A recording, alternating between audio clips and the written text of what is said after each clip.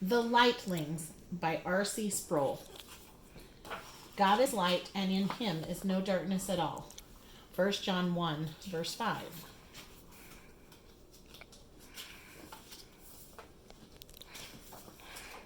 One evening, in a house in a quiet neighborhood, a little boy was getting ready for bed. The boy's name was Charlie Cobb. As his mother was tucking him in, she covered him with blankets to make him warm and cozy. She knelt by his bed and prayed with him. Then she stood, leaned over, and kissed his forehead. Charlie looked up at her and said, "Mommy, please don't forget to turn on the nightlight before you leave my room." Mrs. Cobb smiled at him and said, "Don't worry, sweetheart. I'll be sure to turn on the light. I won't leave you in the dark." So Charlie's mother gave him one last kiss, finished tucking him in, and turned on the nightlight next to his bed. Just as she was ready to leave, Charlie said, "Mommy, why am I afraid of the dark?" She said, "That's a hard question to answer, Charlie. I think we're going to have to save that question for Grandpa. He's coming for dinner tomorrow. You can ask him then." "All right, Mommy," Charlie said. "I'll wait until tomorrow and ask Grandpa about it."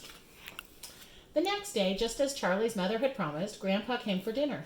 Before they moved to the table, Charlie went and sat on Grandpa's knee and said, "Grandpa, may I ask you a question that's really bothering me?"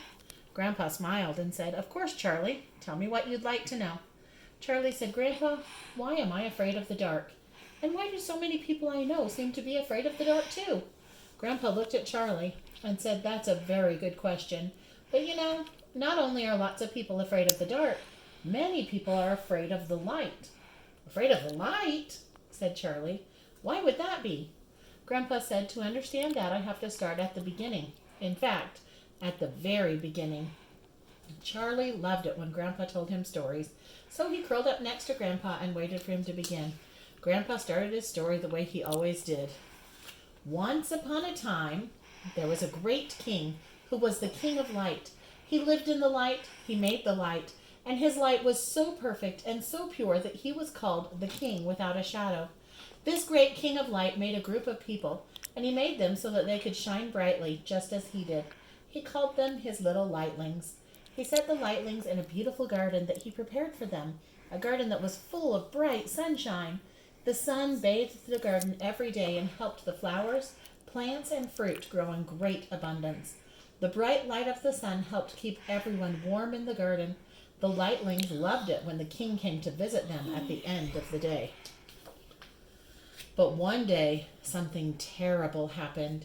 The lightlings decided to do what they wanted to do instead of what their king commanded them to do, so they disobeyed the king and sinned against him. The very moment they sinned, their lights became dim, and they were filled with shame and great embarrassment. They ran as fast as they could to get away from the king. They didn't want the king of light to see them. They ran out of the garden and into the woods and hid themselves in the darkest place they could find. From then on, they were afraid of the light, because they knew that where the light was, the king would be, and the king would see them in their shame.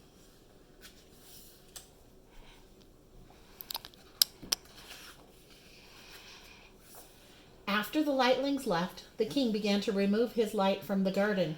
It soon became cold and covered with weeds, thorns, and sticky briars. The lightlings moved further and further into the woods until they lived in a place that was almost completely covered in darkness. It was so dark they had to grope around as if they were blind, feeling their way through the forest. Often they would trip and fall, scuffing their knees and bruising themselves.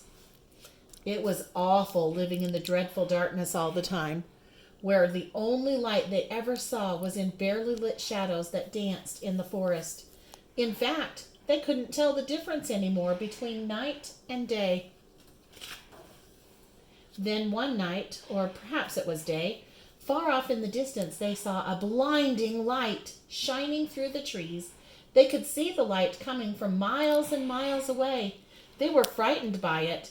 They thought the light meant that the king was coming to find them, to punish them for their sins. So most of the lightlings began to stumble quickly away from the light.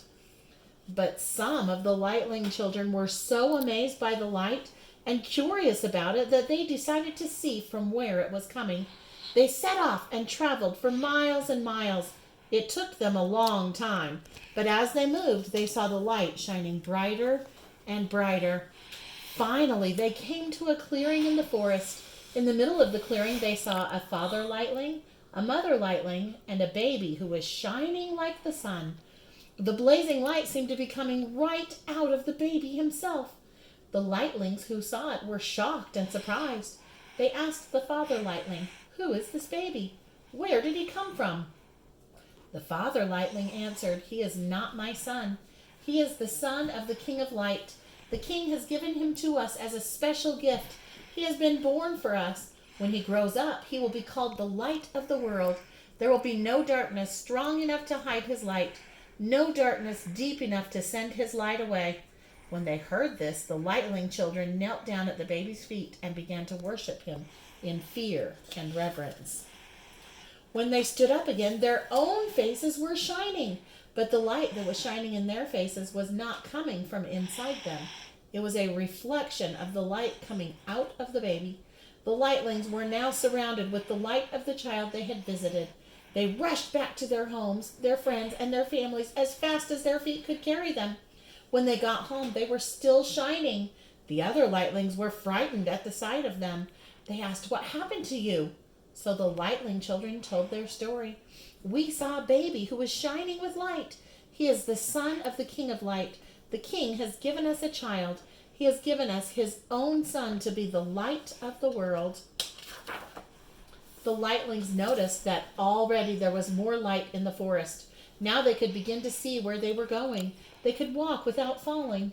They could run and play without bumping into trees or rocks and getting bruised. Some still hid from the light, but others realized they didn't need to be afraid anymore. They saw that living in the light was much better than the darkness they were used to.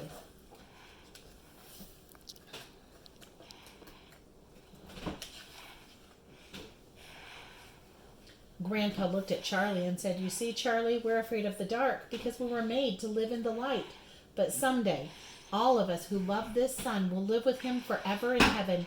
When we go to the dwelling place of the sun, who is now the light of the world, there will be no darkness at all. Not only that, there will be no moon. There won't be any stars or even a sun. There will be no night lights, no lamps, no lanterns, not even any candles." Charlie asked, "How can it be light there if there's no sun or lamps or candles? How can that be?" His grandfather replied, "In the place where the king's son now lives, the light that shines forever still comes from him. He is the light in heaven. All who come into his presence will never be in darkness again." "Wow," Charlie said. "That sure is a wonderful thing to look forward to." And Grandpa replied, "Charlie, let me make a suggestion. Every time you see the sun, the moon, or the stars, or light a candle, or turn on your nightlight, remember the story of the child the King of Light brought into the darkness of this world, and remember that he gave us this baby as a present. As long as you remember that, you will never, ever have to be afraid of the darkness again." The end.